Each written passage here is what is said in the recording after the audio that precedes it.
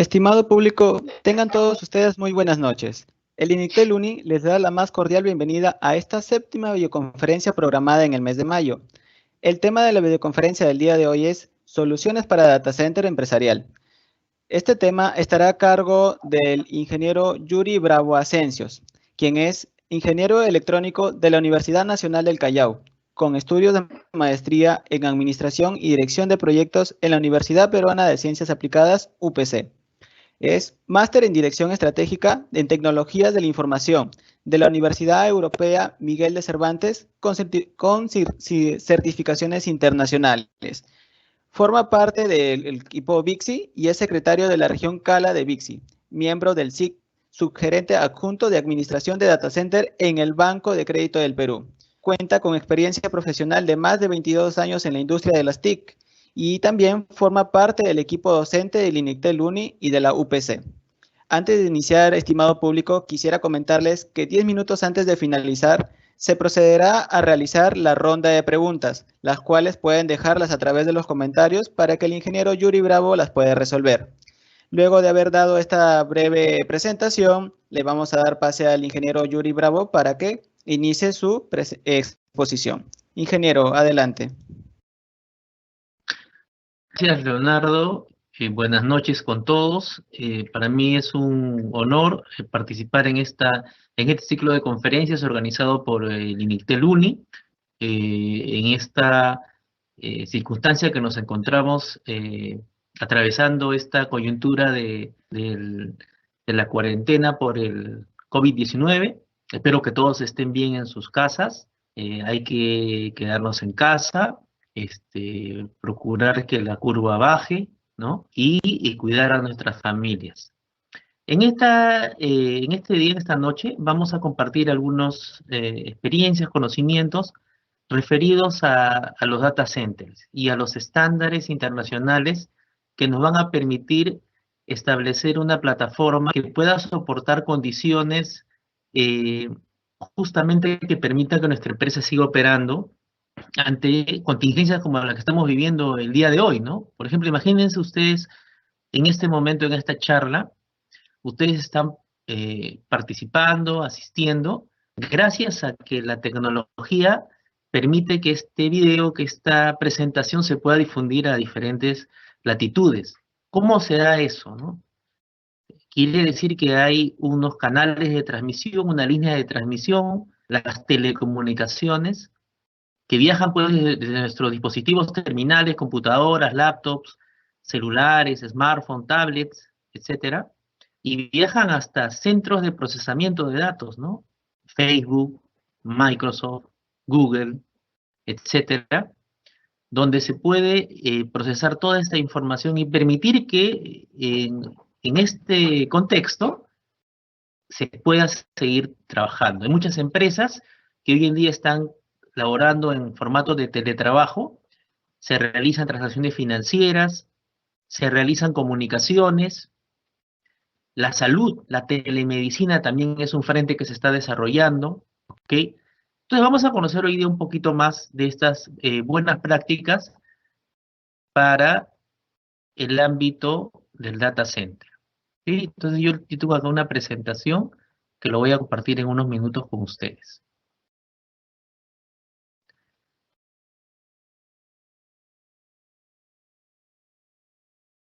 Acá tenemos la agenda va a pasar por primero una presentación que ya lo hizo Leonardo, gracias.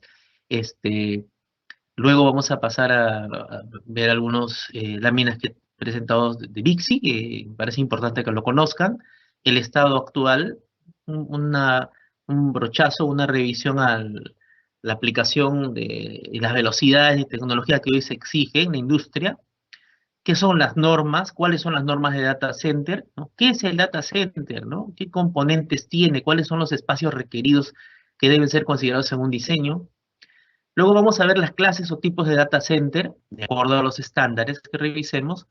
Vamos a ver unos criterios de diseño de un data center empresarial para luego pasar a revisar algunas consideraciones de la norma o del estándar ANSI BICSI 002.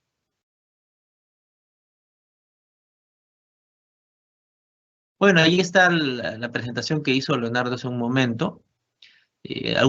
Puse acá algunas fotos de las clases justamente que hemos desarrollado en Enitel con los muchachos cuando estábamos haciendo experiencias de laboratorio, talleres de laboratorio de instalaciones en los laboratorios. ¿Ok? Bueno, actualmente yo apoyo a Dixie en el comité CALA de Latinoamérica, ¿ok? Y mi desempeño profesional trabajo en el Banco de Crédito como Project Manager y administrador de Data Center. Asimismo, en la parte educativa, laboro en INICTEL y en la UPC también, ¿no? ¿Ok?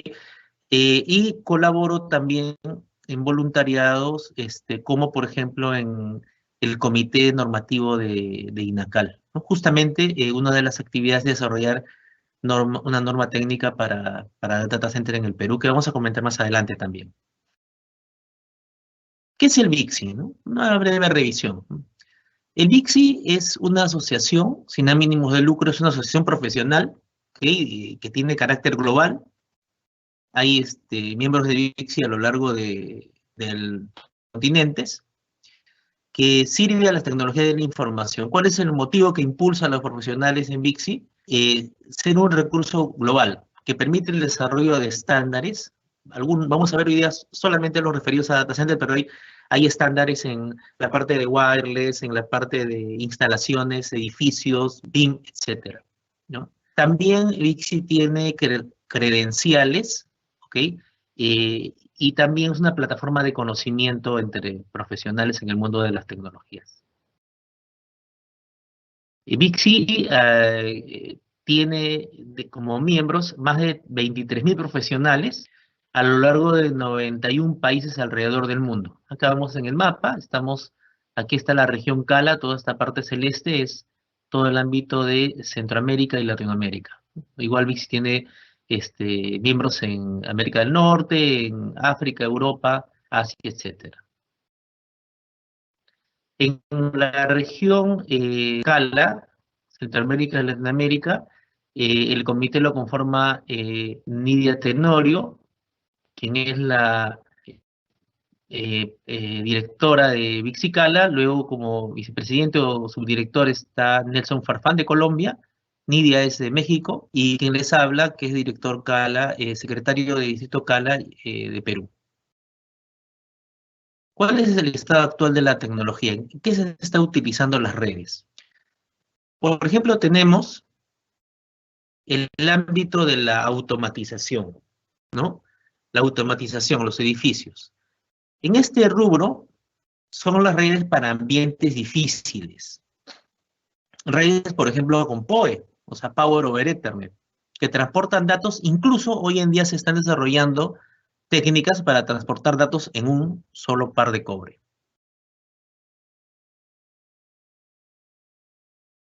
Luego tenemos el mundo automotriz.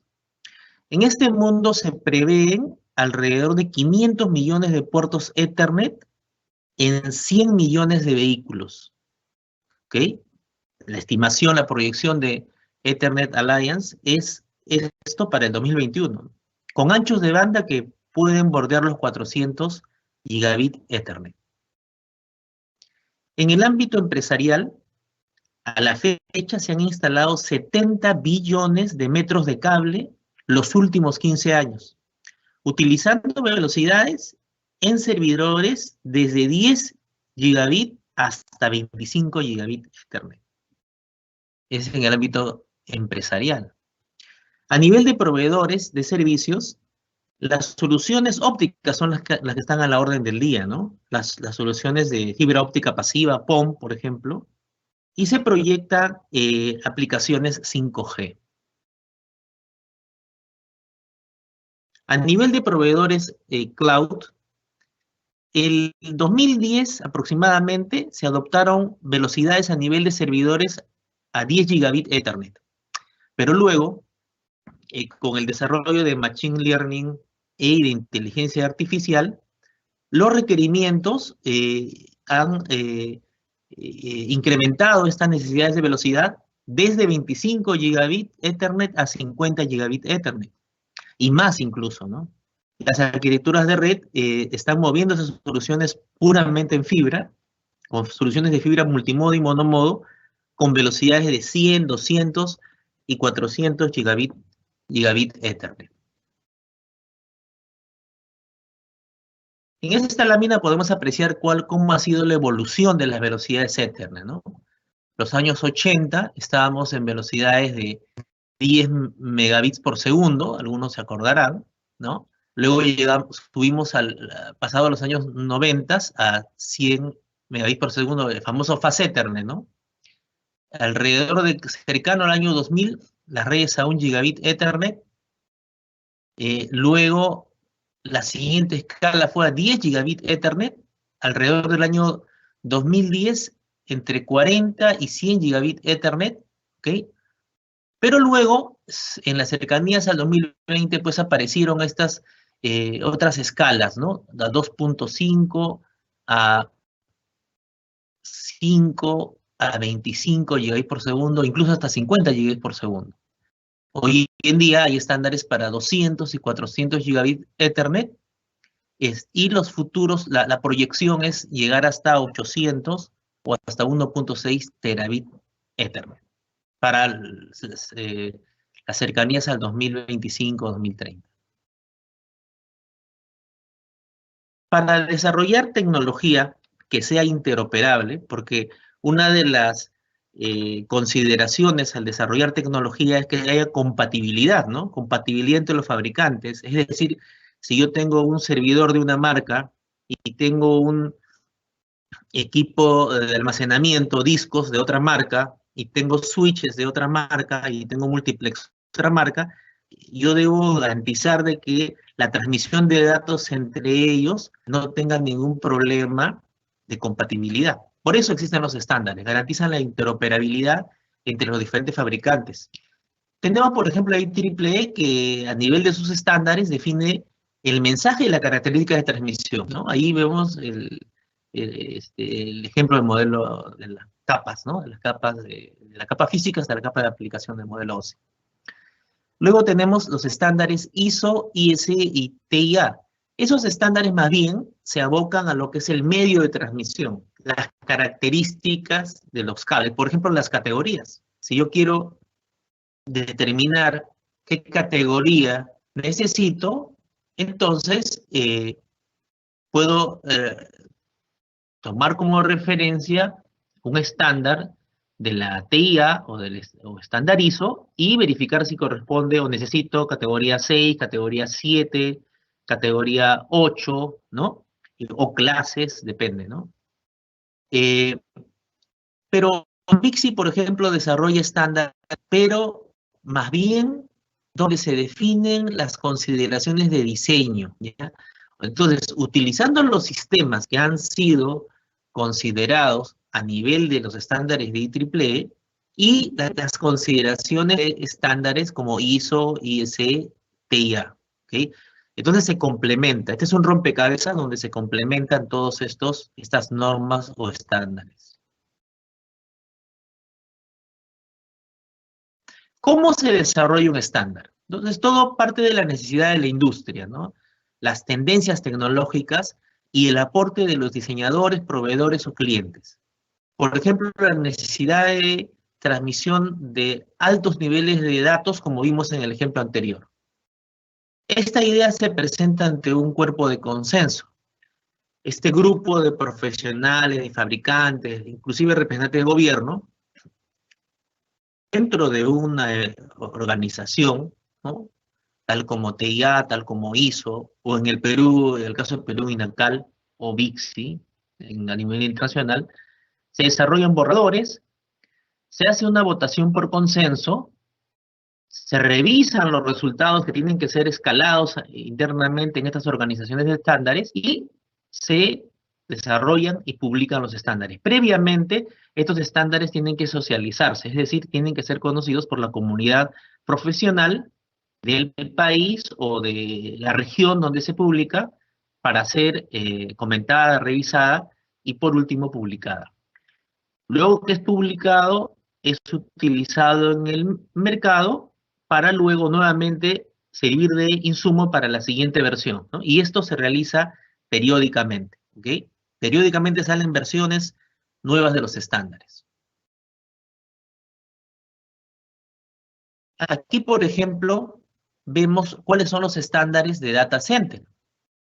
Por ejemplo, tenemos el estándar ANSI BICSI 002 2019, recién hace poco se ha lanzado esta versión, ¿ok? Que contiene todo lo que son buenas prácticas para el diseño de data centers, 550 páginas.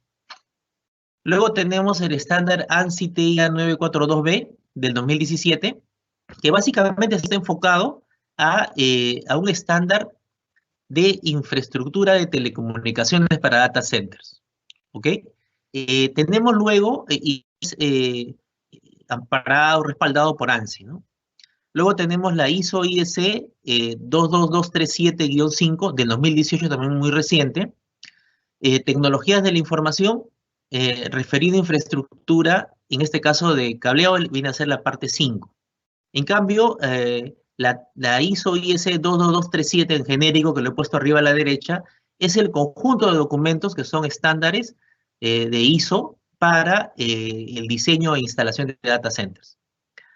También hemos mencionado a SHRAE, que establece las recomendaciones para soluciones de climatización para centros de procesamiento de datos, y el estándar ISO IEC 11801-5, que viene a ser el genérico para cableado de datos, ¿no?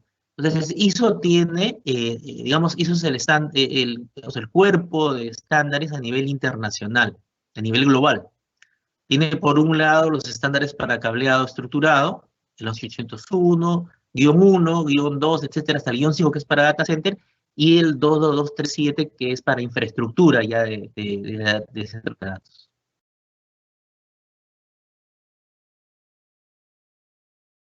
A nivel de data center, se recomienda definir antes de empezar un diseño qué clase de data center necesita nuestro negocio, nuestra empresa, ¿ok? Entonces la pregunta es, ¿bajo qué estándar o bajo qué norma debo establecer mi clasificación? Entonces yo les he preparado este cuadro comparativo donde se ve los diferentes estándares de data centers, ¿ok? Y su clasificación. Por ejemplo, el estándar ISO IS 2237 hace una clasificación de 4 niveles, ¿no? Del clase 1 a clase 4. El estándar TIA 942B también tiene 4 niveles, pero denominados rating, ¿no? Del rating 1 al rating 4. El estándar ANSI BICSI 002 2019, él incrementa un nivel más y él incluye lo que es la clase 0, más las 4 clases. Luego tenemos a Uptime Institute, quien plantea más bien los tier, tan conocidos a nivel global, ¿no? Desde el tier 1 hasta el tier 4. Y por último, acá tenemos ICREA, que también tiene su estructura de niveles o clases desde el nivel 1 hasta el nivel 5. Y aquí los he puesto como equivalencias. No son iguales, pero son equivalentes uno con otro, ¿ok? Entonces, esa es una definición importante que lo vamos a ver en un ratito más, que debo definir qué clase de data center necesita mi negocio. Quería poner unos minutos a este estándar, que es el estándar ISO IEC 22237, que es el estándar de ISO para los centros de datos. ¿Y por qué le quiero poner un poco de atención? Porque es el estándar que ha servido de referencia para la norma técnica peruana para data center, que se acaba de publicar hace poco y que servirá de marco para los diseños de data center en el Perú, ¿ok? Entonces tenemos el estándar base, que es el volumen 1. El volumen 2 es un estándar que se refiere a la parte constructiva, o sea, la arquitectura, las consideraciones que deben tenerse para el diseño, ¿okay?, del edificio, ¿no? Es decir, es una herramienta para los arquitectos, para los civiles, ¿no? Luego tenemos el volumen 3. El volumen 3 es referido a el diseño de la parte de energía, los sistemas de potencia. Ahí pues están consideradas las recomendaciones para las subestaciones, grupos electrógenos, UPS, tableros de distribución, etcétera, hasta llegar a la sala, ¿no? El volumen 4 se refiere al control ambiental, o sea, los sistemas de climatización de aire acondicionado. Ustedes deben conocer que para un ambiente de sala de cómputo, sala de servidores, hay ciertas consideraciones para los niveles de temperatura o control de humedad relativa, ¿no? Entonces, este estándar nos refiere esas recomendaciones. Luego tenemos el volumen 5, que se refiere a las consideraciones de cableado estructurado, y las topologías recomendadas, ¿ok? Y los tipos de medio. Y el volumen 6, que se refiere a los sistemas de seguridad, eh, dentro de un data center. Acá se refiere a seguridad física, ¿no? Pero hay que tener en cuenta que también hay que considerar la seguridad informática. Y la parte 7, el volumen 7, que también es muy importante, que es la parte de administración y operación. El data center.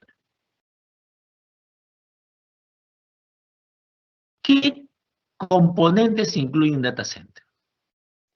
El data center incluye, por ejemplo, los sistemas de cómputo y telecomunicaciones.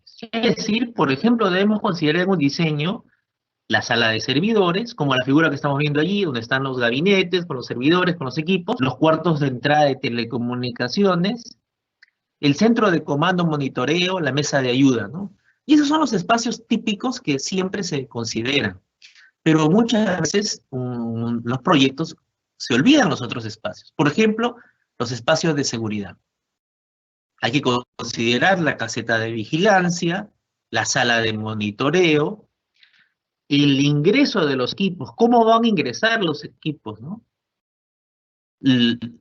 Los sistemas de circuito cerrado de televisión, las cámaras, los DVRs, el cableado para ellos, los sistemas de contraincendios, los sistemas de intrusión, etc. Luego tenemos el componente eléctrico, ¿no? La subestación, los grupos electrógenos, los tableros de sincronía, los UPS, etc. Los que garantizan pues, la calidad de energía para los servidores. El subsistema mecánico, es decir, los equipos de refrigeración de la sala de cómputo. Las tuberías, los chillers, los equipos de in-row, ¿no? U otros, hay diferentes alternativas. Todo el conjunto de espacios debe ser considerado también en el diseño. Y el componente de monitoreo, ese sistema de gestión. Gestión, por ejemplo, de activos, gestión de inventarios, gestión de trabajos, gestión de servicios, ¿ok? Sistema de monitoreo y control de infraestructura. Todos esos componentes deben ser considerados. Entonces, por eso esto tiene coherencia con lo que vimos en antes del estándar ISO, ¿no? Los estándares deben cubrir ello. Clases de data center. En antes mencionábamos que los estándares establecen niveles o clases de data center, ¿ya? Un diseño debe partir por establecer qué metodología voy a usar. La metodología debe incluir la prevención de pérdida frente a costos de construcción inicial. O sea, yo tengo que sopesar cuánto es el costo o el valor de la información que tengo en mi data center versus la inversión que voy a realizar para implementar. ¿Ok?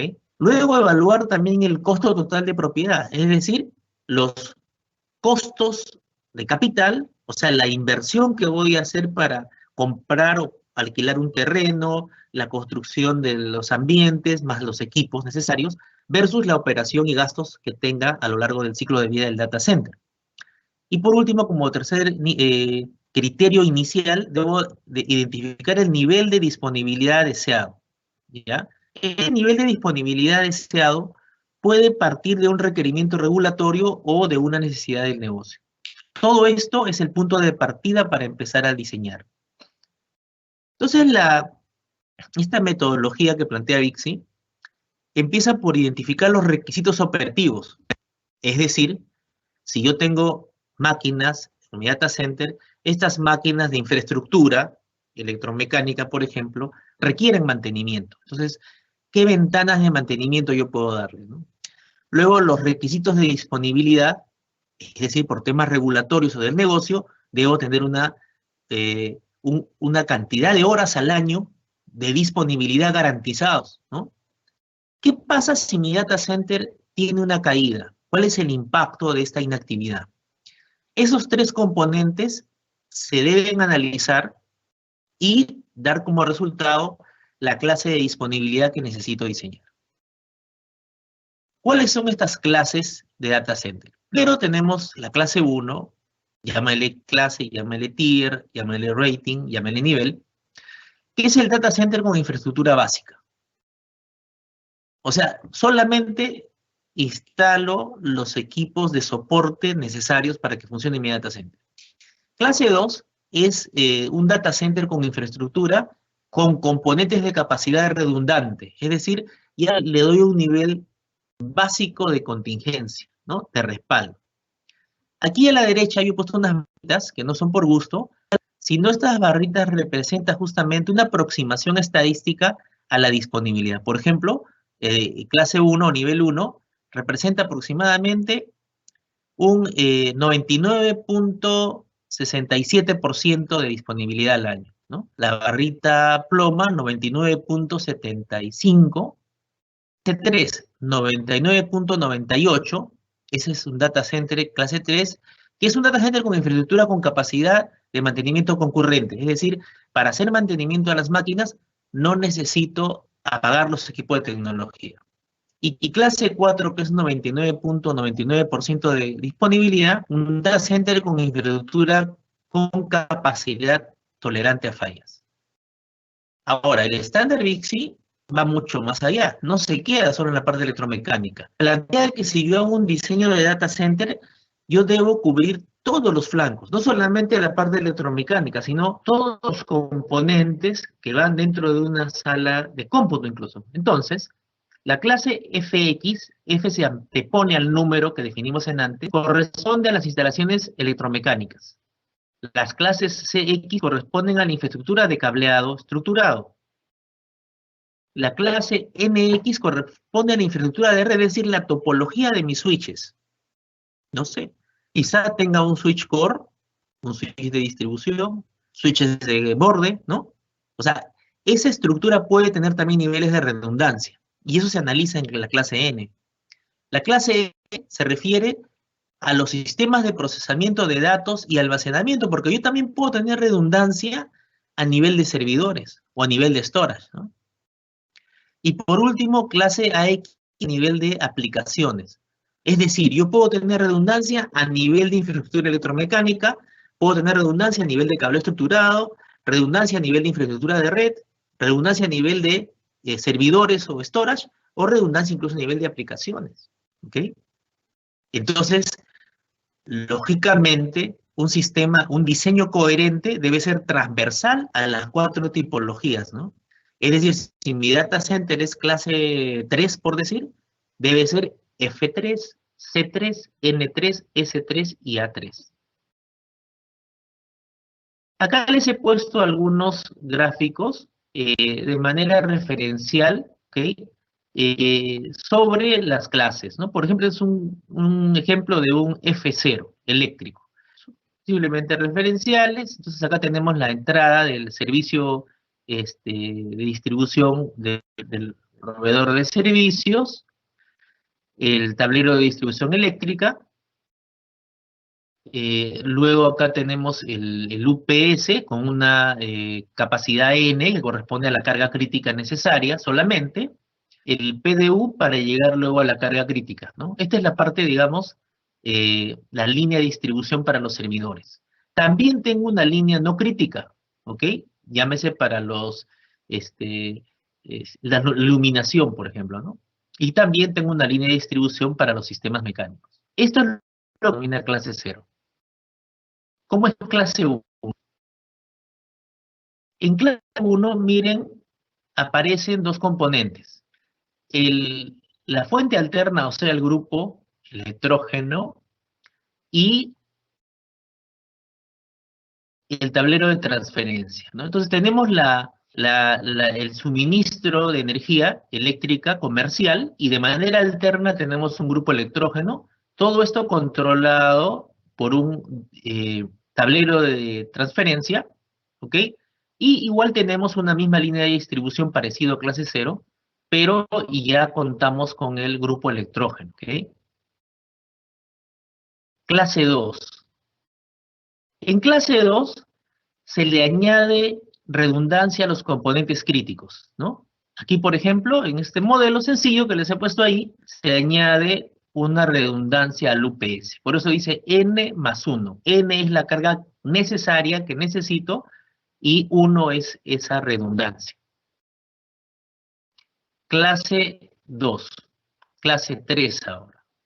Miren, en clase 3, aparte de la redundancia que tengo en los componentes críticos producto de la clase 2, se le añade una línea de distribución o una rama de distribución alterna, ¿no? Alterna. Entonces tengo, por ejemplo, fíjense más arriba, por un lado tengo la entrada del concesionario de energía eléctrica y por otro lado tengo los grupos electrógenos, incluso con redundancia, N más 1, ¿ok? Ambos tienen su tablero de transferencia y en caso que falle toda la rama del lado izquierdo, el sistema es soportado por la rama de la derecha. Al final, ambas ramas alimentan a la carga crítica que está en la sala de servidores. Luego tenemos la clase 4. En la clase 4, a diferencia de la clase 3, fíjense que en ambas ramas son un espejo, ¿no? En la rama del lado izquierdo tengo grupos electrógenos con redundancia N más 1, y en el lado derecho también. En el lado izquierdo tengo una configuración de UPS N más 1 con redundancia, y en el lado derecho también. Es decir, la rama de la izquierda y la rama de la derecha son espejos, ¿ok? El suministro de energía sigue siendo de un solo concesionario, pero opcionalmente, si es que la regulación o la disponibilidad del mercado local lo permite, podría haber un segundo utility, no es obligatorio.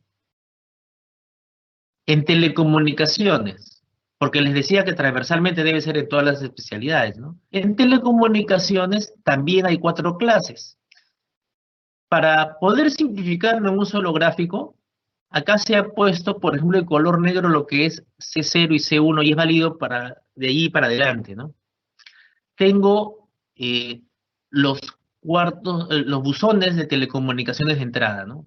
Si ya hablamos de un clase 3 o clase 4, deben ser 2 buzones de telecomunicaciones.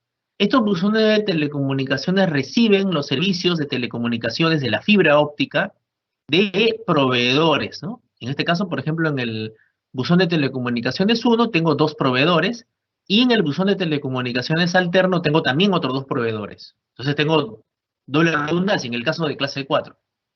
Luego tengo los cuartos de entrada de telecomunicaciones, que son los que reciben la fibra de los operadores y a la vez sirven de punto de marcación, ¿no? De punto de marcación. Luego, dentro de la sala de cómputo, tengo el MDA. Este MDA, incluso en clase 4 son 2 MDAs, ¿no? 2 MDAs que sirven para ubicar los equipos críticos de telecomunicaciones, los equipos centrales de telecomunicaciones, tales como el switch core, los multiplexores, etc. Luego tengo los HDAs, que vienen a ser los equipos de cableo estructurado que distribuyen a nivel de torres tecnológicas, ¿no? A nivel de filas, depende cómo está organizada la sala. Por último, llegamos hasta los equipos de distribución, que ya vienen a ser los servidores, o vienen a ser las unidades de almacenamiento, ¿ok? Y en algunos casos se usan los ZDA también. Miren toda la jerarquía que hay que cumplir para poder llegar a establecer un data center para las siguientes clases, ¿no? Clase 0, 1, 2, 3 o 4. Algunos ejemplos, un par de ejemplos he puesto de la parte mecánica. Por ejemplo, ¿cómo se configura una clase 2, pero desde el punto de vista mecánico, ¿no? Primero, los componentes críticos deben ser redundantes. Entonces, acá tenemos, por ejemplo, los enfriadores con redundancia. Tenemos 2. Los condensadores con redundancia. Los equipos de aire acondicionado, los CRA, con redundancia también, ¿ok? Todos los alimentadores de energía deben tener una distribución precedente común, ¿no? La capacidad de mantenimiento bajo carga tiene componentes redundantes, porque el clase 2 tiene componentes críticos redundantes, el concepto. ¿Y cómo es en el extremo, clase 4? En este caso, todos los equipos de tuberías tienen redundancia para mantenimiento. Miren la complejidad con respecto al gráfico anterior, ¿no? Acá todos los mantenimientos realizados no deben y digamos tener un impacto en la capacidad de enfriamiento. Siempre debe soportar la capacidad N, ¿no? Por eso es que tenemos, fíjense la redundancia, si necesito, por ejemplo, yo dos equipos, ¿ok? Para una rama, en realidad tengo 4, ¿no? 2 por cada rama. Lo mismo en enfriadores y en condensadores. Luego aquí vemos, por ejemplo, en caso de los sistemas, pero a nivel de servicio y aplicaciones, miren.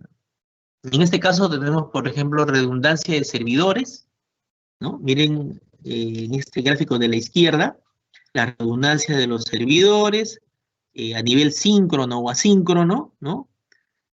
Este ya después clase 3 o 4, el almacenamiento también duplicado, ¿ok?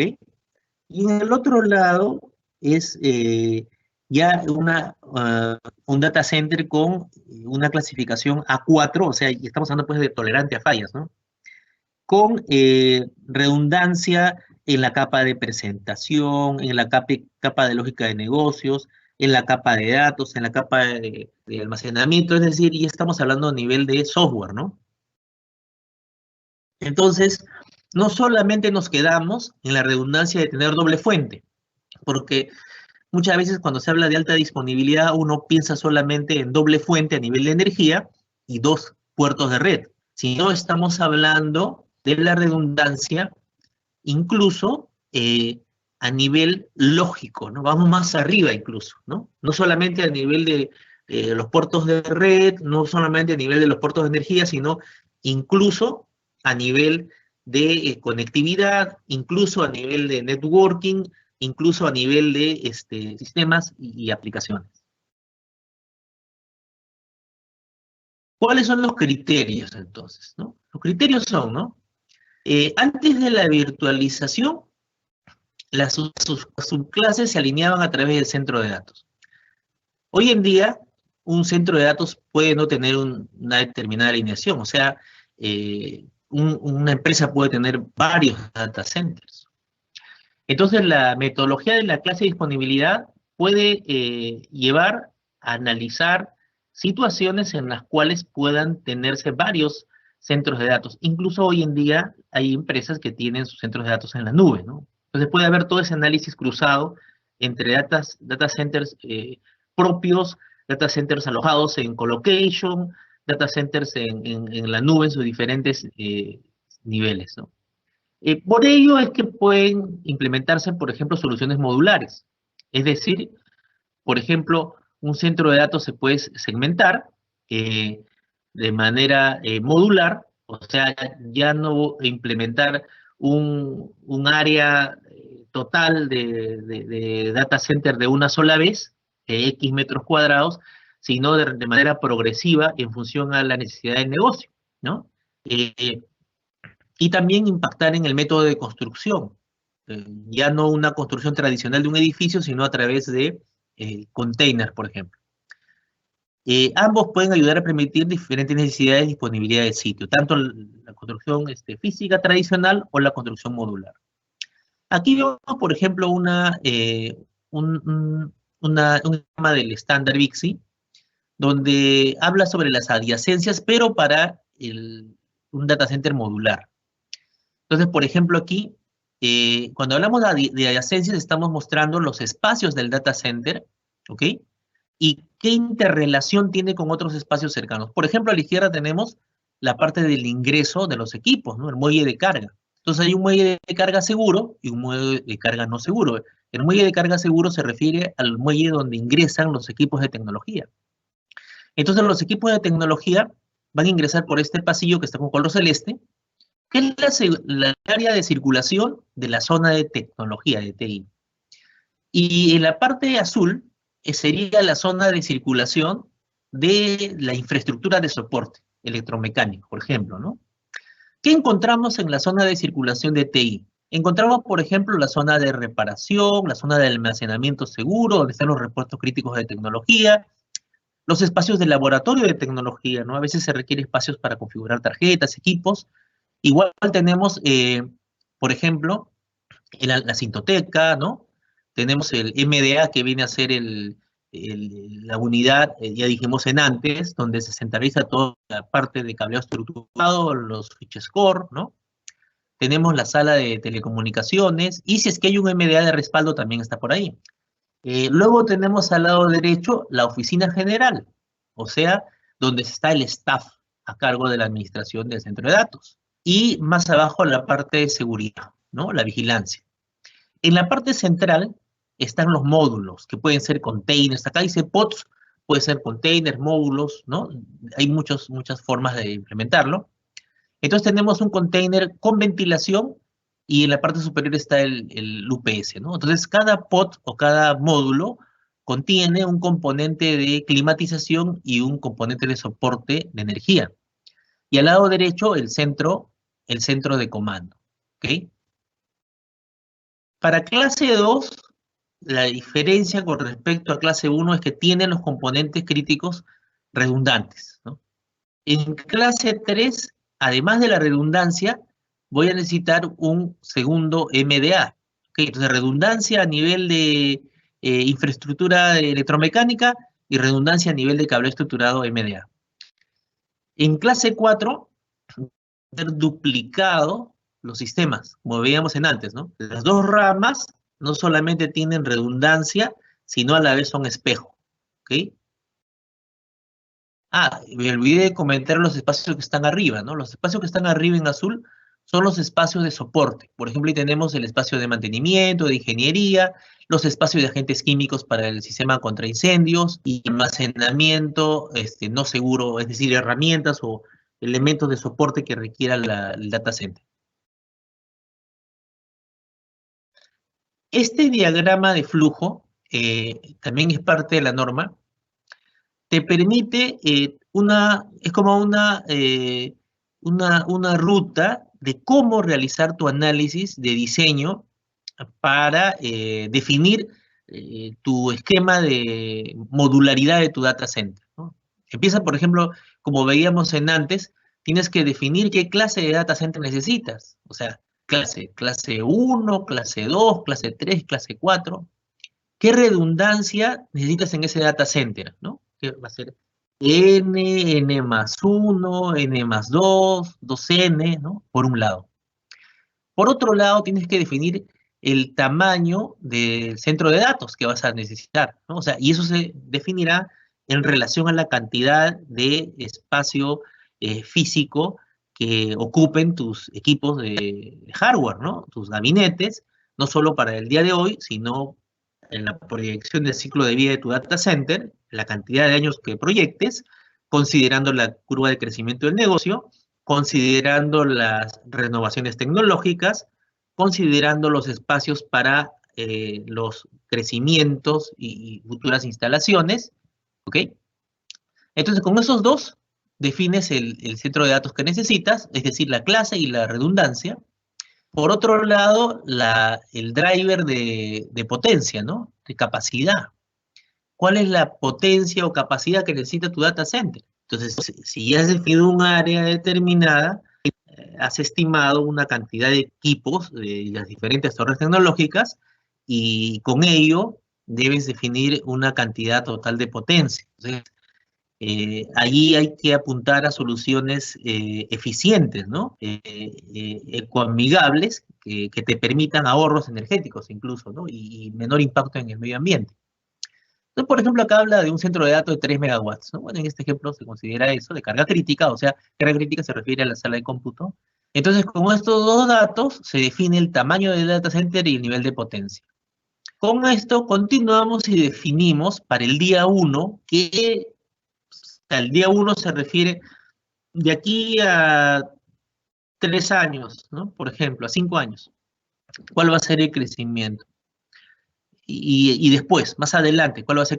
Entonces tú defines cómo va a ir creciendo modularmente tu data center, ¿ok? Entonces este diagrama de flujo es válido para el crecimiento modular, para el diseño modular.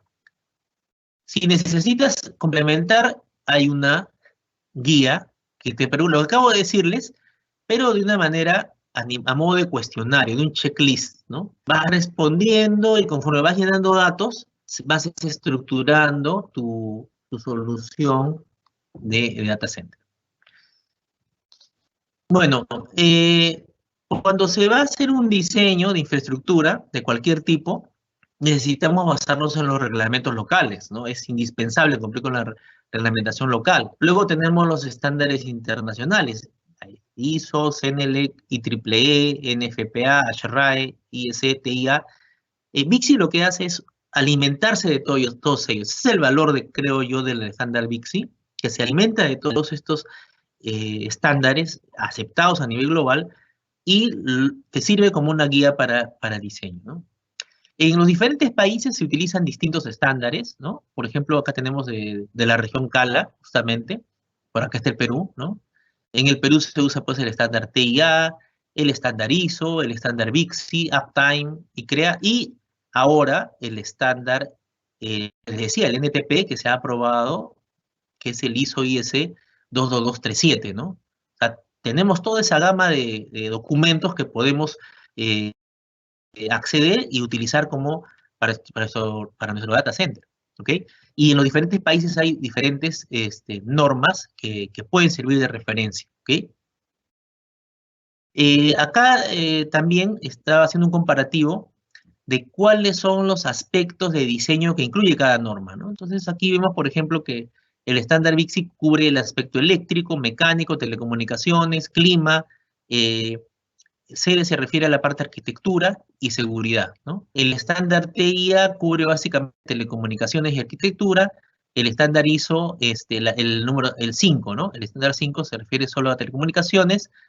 El estándar CNLEC también, ASHRAE la parte de climatización, y CREA también cubre varios aspectos, ¿no? Entonces, de todos estos estándares, el estándar que tiene más desarrollado, digamos, ¿no? Más desarrollado es el estándar de Bixi.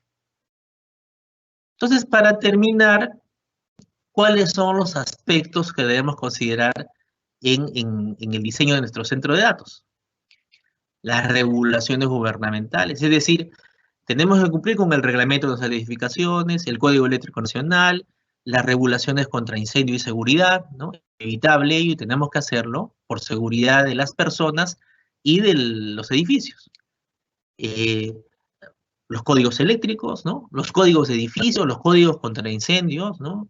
Es necesario, ¿no? Y los códigos de los edificios, en particular en nuestro país, estamos en una zona sísmica. Yo sé que a raíz del tema del COVID-19, todos nos hemos centrado en el tema de salud, y está bien, pero no perdamos de vista que estamos en una zona sísmica, ¿no? En el cinturón de fuego. Entonces, los edificios tienen que estar construidos para resistir los niveles de sismo que tenemos en nuestro medio, y el data center es una edificación especial.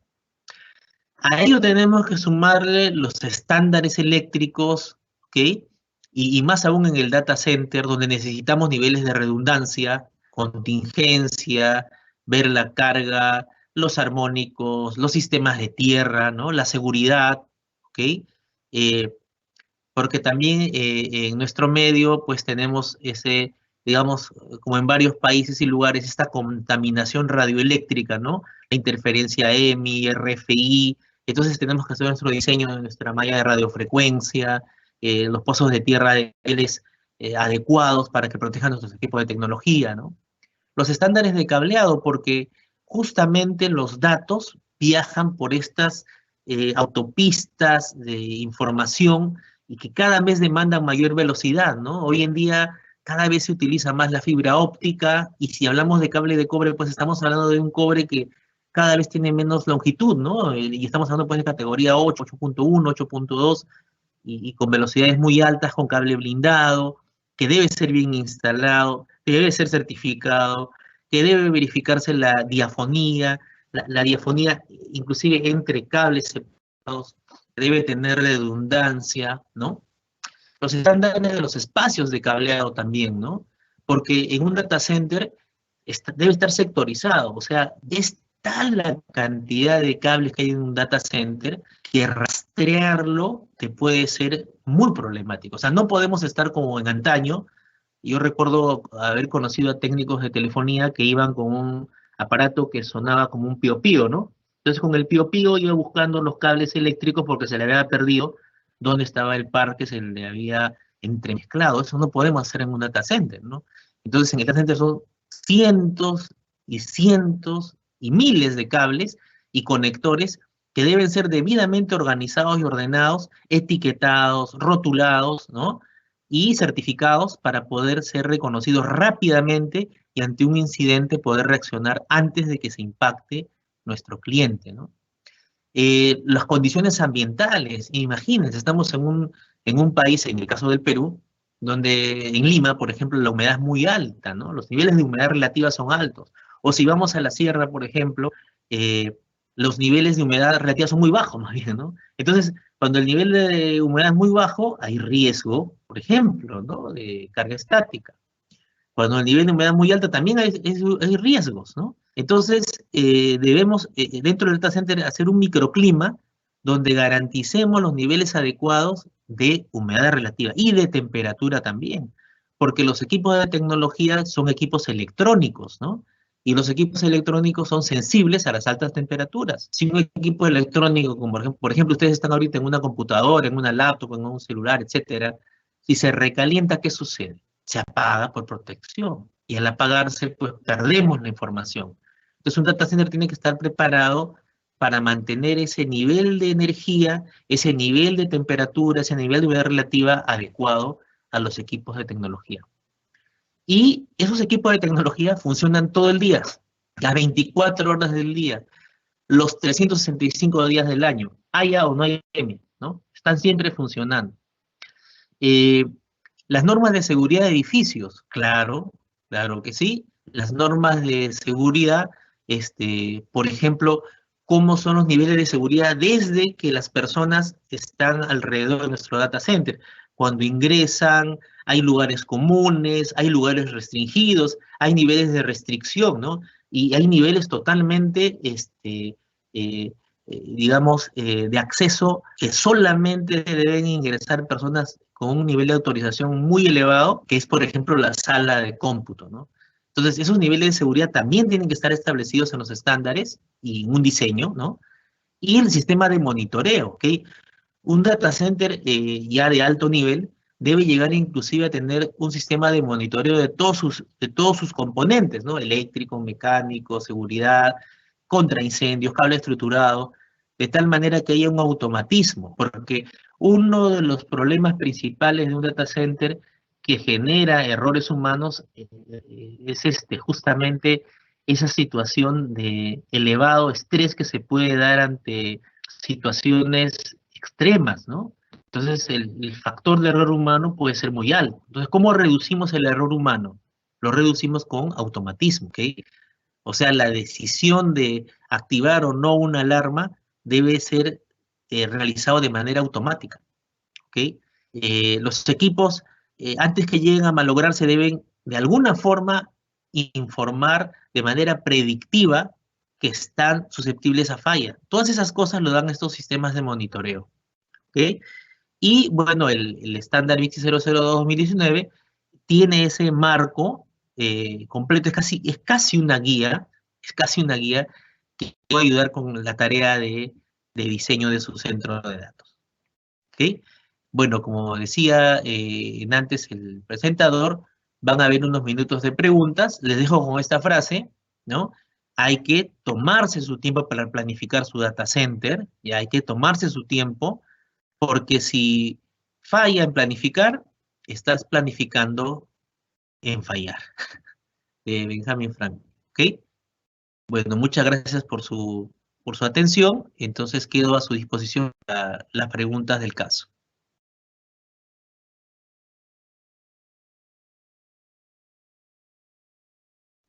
Muy bien, ingeniero Yuri, muchas gracias por su valiosa presentación. En este momento, estimado público, vamos a irles dejando a través de los comentarios para que el ingeniero pueda ir resolviendo sus dudas. Ingeniero, tenemos algunas preguntas que el público ha ido haciendo en el transcurso de la videoconferencia.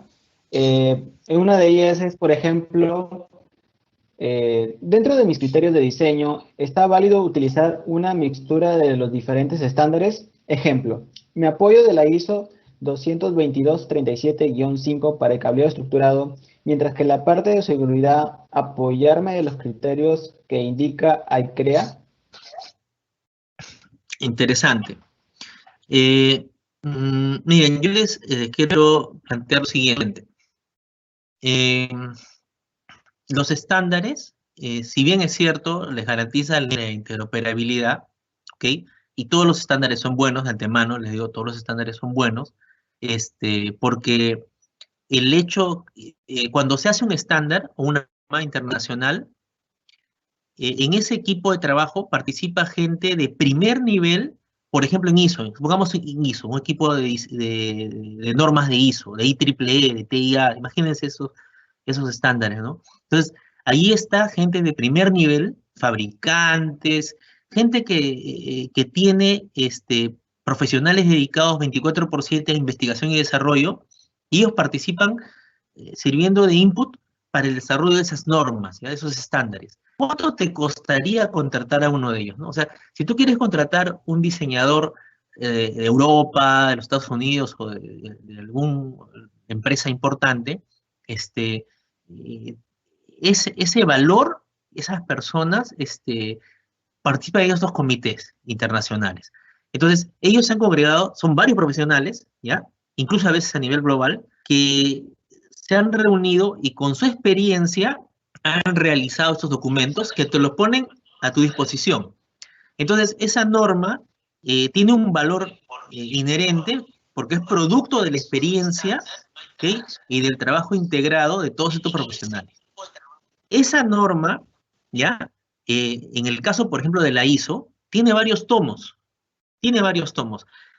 El asunto es que las normas generalmente se hacen de manera integrada. Es decir, por ejemplo, si yo tomo el estándar ISO 22237, él tiene una terminología, ¿ya? Él tiene una terminología que luego se refleja en los diferentes tomos de data center y se asocia al estándar ISO de cableo estructurado, ¿ya?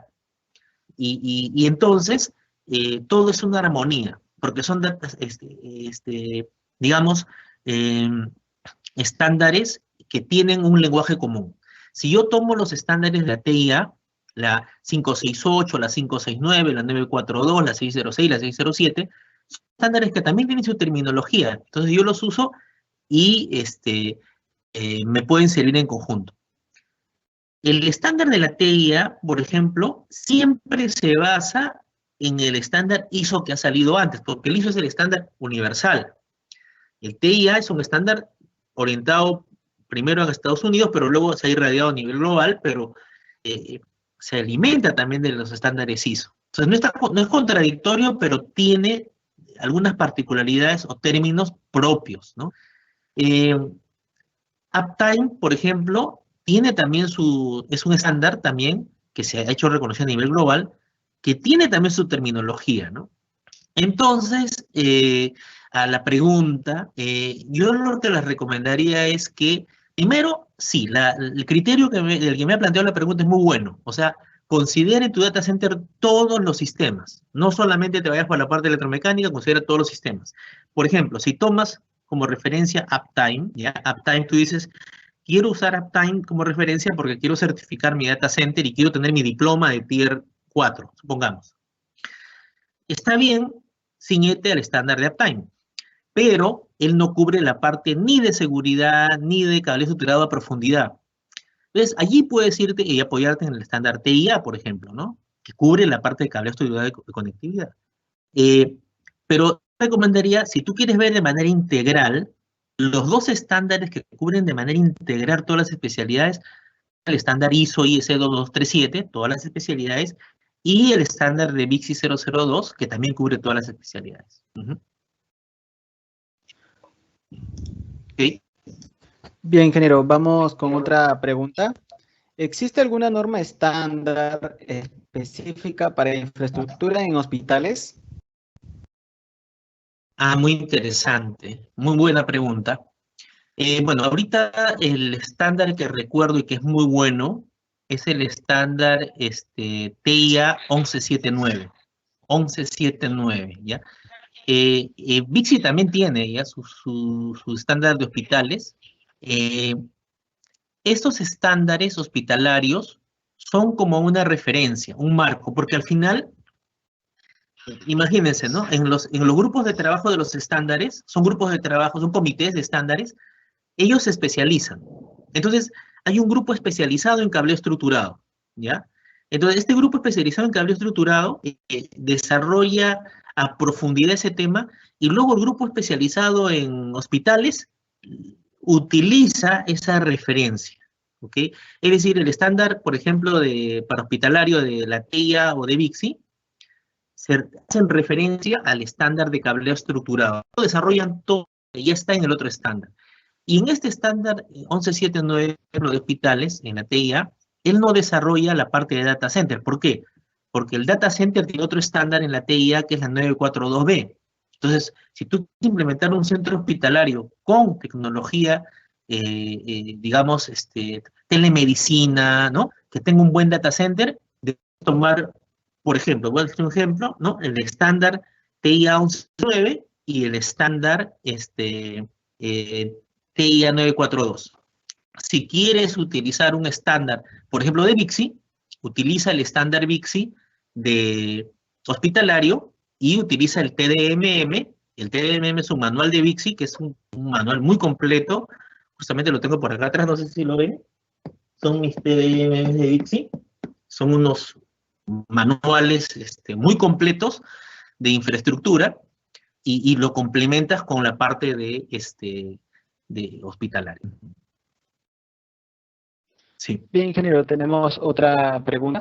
De acuerdo a la coyuntura, ¿cuál estándar me indica la desinfección de data center y cuál de ellos es el más adecuado al criterio para elegir alguno?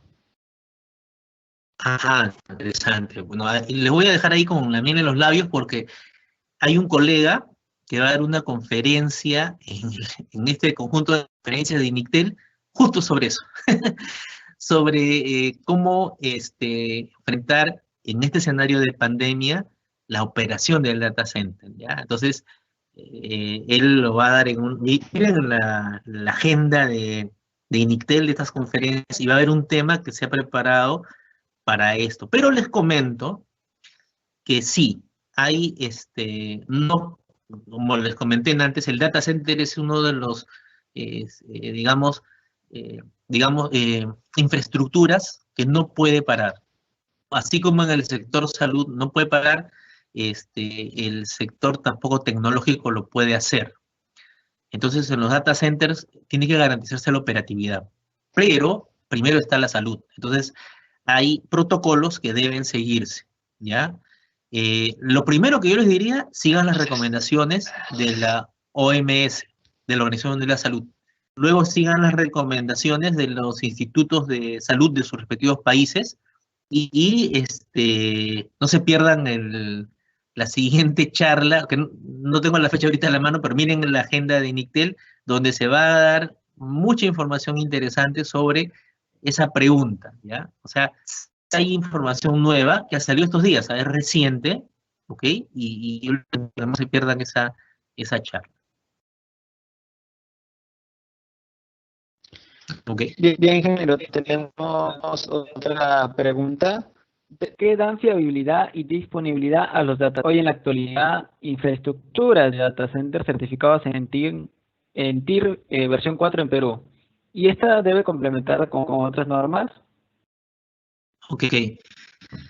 Sí, miren, en realidad ustedes pueden ingresar a las páginas, por ejemplo, de Uptime Institute, eh, y es acceso gratuito. Allí ustedes pueden revisar los data centers a nivel de la región y del mundo con certificaciones por ejemplo, Uptime certifica en diseño. O sea, ustedes pueden, si hacen su diseño en función al estándar de Uptime, pueden calificar como Tier 1, Tier 2, Tier 3 o Tier 4.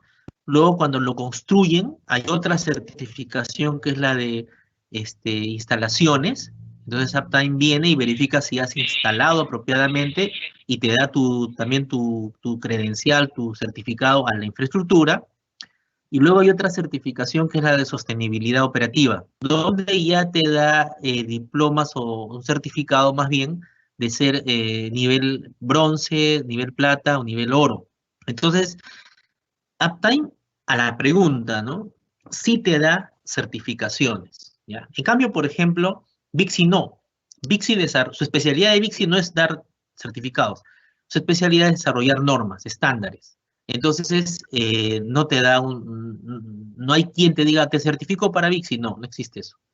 Lo que Bixi hace es certificar personas. O sea, si ustedes están interesados en obtener una certificación de Bixi, terminada la charla, vayan a bixi.org y van a ver información cómo certificarse y además pueden bajarse de manera gratuita el estándar Bixi 002 versión 2019 como un sample, una muestra, los 5 primeros capítulos gratuitos. Entonces yo les invito a que lo hagan y se familiaricen directamente de la misma norma, los beneficios y las recomendaciones que tiene ahí.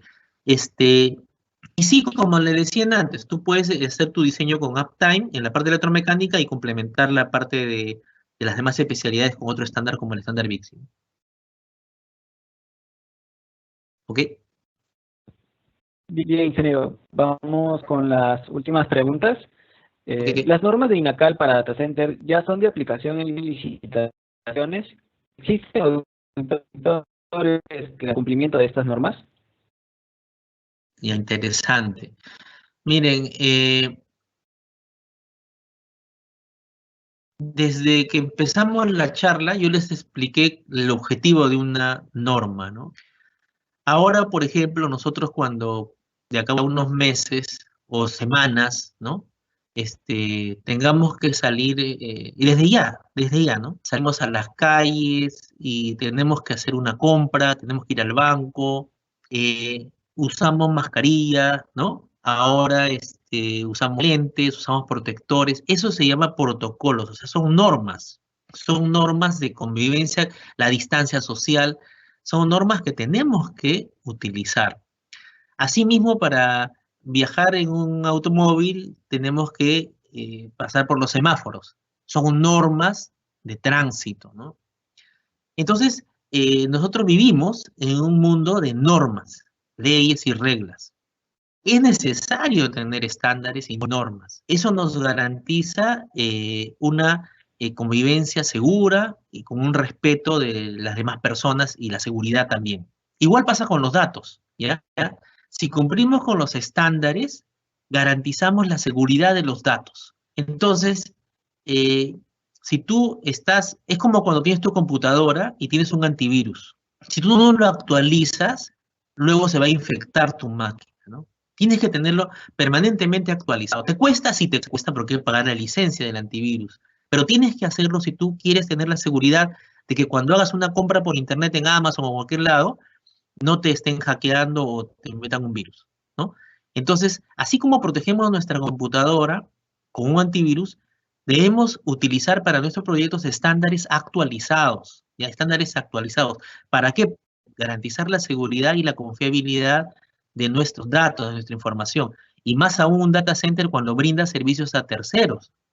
En el caso de INACAL, INACAL desde hace ya algunos años conformó un equipo de trabajo. Ese equipo de trabajo ya ha tenido un entregable que viene a ser los 7 tomos del estándar NTP, el Reflejos. Es un comité espejo, ¿no? Que tengo el honor de participar y pertenecer a ese comité. Es un espejo del comité de ISO y ya se tienen los 7 tomos y lo bueno es que está en español. Entonces ustedes pueden ingresar en la página de INACAL y bajarlo en versión digital. O sea, aprovechando ahora que están en su casa, pueden estudiar el estándar, ¿no? Del mismo INACAL y más allá de la obligación legal que te digan que tienes que hacerlo, es lo que les digo. O sea, tú necesitas tener un estándar, una referencia. Mi proyecto lo he desarrollado en función al estándar ISO 22237, ¿no? Que se ha desarrollado en el Perú. Miren, imagínense esa referencia, ¿no? ¿Ok? Pero no te da un diploma. O sea, ISO, igual que Bixi, igual, no desarrolla, no es como Uptime que sí te da los certificados, ¿no? Pero es de carácter voluntario. todo estándar, la adopción de un estándar es de carácter voluntario, ¿ok? Bien, ingeniero, vamos con la última pregunta. A nivel Sí. económico, ¿en qué se diferencia tener calificación de un data center clase 3 a un clase 4? Es decir, ¿los costos para hacer la clase 4 se vería retribuido con los beneficios? Uy, muy buena pregunta. Es profunda, ¿eh? Es profunda. Lo que pasa es que la decisión de ir a un clase uno, clase 2, clase 3 o clase 4 no pasa solo por los ingenieros, ya no pasa solo por el diseñador, porque los ingenieros, los diseñadores siempre vamos a querer poner lo mejor, ¿no? Y podemos irnos muy por sistemas demasiado complejos y costosos quizás, y de última tecnología, que decide es la empresa, o sea, el negocio. ¿Para quién es ese data center? Porque ese data center podría tener contingencias a futuro, lo cual puede generar caídas de red, ¿no? Entonces, esa caída de red, esa pérdida del servicio, ¿cómo lo impacta? ¿Paga multas? ¿No? De repente esa empresa necesita garantizar, es como los servicios de energía eléctrica, ¿no? Los servicios de energía eléctrica en nuestros domicilios, en nuestras empresas, si bien es cierto los tenemos todo el año, pero tienen niveles ¿no? De niveles de servicio. Entonces hay una cantidad de horas al año que debe garantizarnos el suministro de energía correcto. Pero hay cortes también. Lo importante es que esté siempre dentro de los niveles de servicio. Entonces, en un data center tenemos que establecer cuál es ese nivel de confiabilidad, de disponibilidad que necesita para cubrir lo que el negocio nos está demandando. Ahora, pasar de un clase 3 a un clase 4 es económicamente de un alto impacto económico, ¿ya? O sea, es mucho dinero, y significa un grado de disponibilidad mayor, porque estamos hablando de tolerante a fallas, ¿no? ¿Se acuerdan que vimos en antes la topología? Y en el caso de clase 4, por ejemplo, los sistemas deben estar totalmente monitoreados, automatizados, el sistema de aire acondicionado es recomendable para uptime, por ejemplo, que esté alimentado por UPS, o sea, los UPS deben abastecer también energía de los sistemas de aire acondicionado, y entonces no es tan fácil la decisión desde el punto de vista únicamente, unilateralmente técnico, sino que debe pasar por un análisis económico. Que lo paga, depende, pues, ¿no? O sea, depende de cuánto se ahorra la empresa, si el sistema cae. Si él hace su análisis, por eso yo les decía antes del TCO, ¿no? O sea, hay que hacer un análisis, ¿no? Este año invierto en mi data center y los próximos 2, 3, 4, 5 años, ¿cuánto me estoy ahorrando, ¿no? Que si lo hiciera con un sistema que tiene más probabilidades de caída, ¿no? Entonces, si justifica en el tiempo, puedo irme por un nivel determinado. Ese análisis es parte del inicio de un proyecto de data center que tiene que hacerlo el diseñador junto con el cliente, de la mano del cliente, sí. ¿Ok? Bien, bien, ingeniero, esa fue la última pregunta. Queremos agradecerle en primer lugar al ingeniero Yuri Bravo por habernos ofrecido esta videoconferencia, ¿no? Por haber tomado un poco de su tiempo para brindarnos todo esto. Queremos agradecer también al público presente por también haberse tomado de su tiempo y haber compartido esta experiencia con nosotros. Y nada, queremos agradecerlos nuevamente a todos ustedes. Estimado público, queremos comentarles algo más. El día lunes tenemos nuestra octava videoconferencia, ¿ok?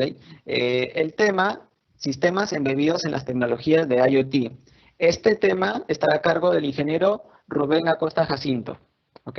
Para seguirse inscribiendo, estimado público, el formulario de inscripción se encuentra todavía activo en la página de Facebook de Capacita Initel Uni y en la página web de Initel Uni.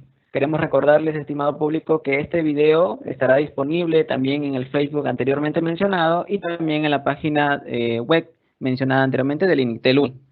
Y sin más que agregar, estimado público, esperamos que esta videoconferencia haya sido de su agrado y Nos estaremos viendo en nuestra próxima videoconferencia del día lunes 18. Sin más que agregar, nos despedimos. Muchas gracias a Muchas todos. Buenas noches. gracias. Buenas noches.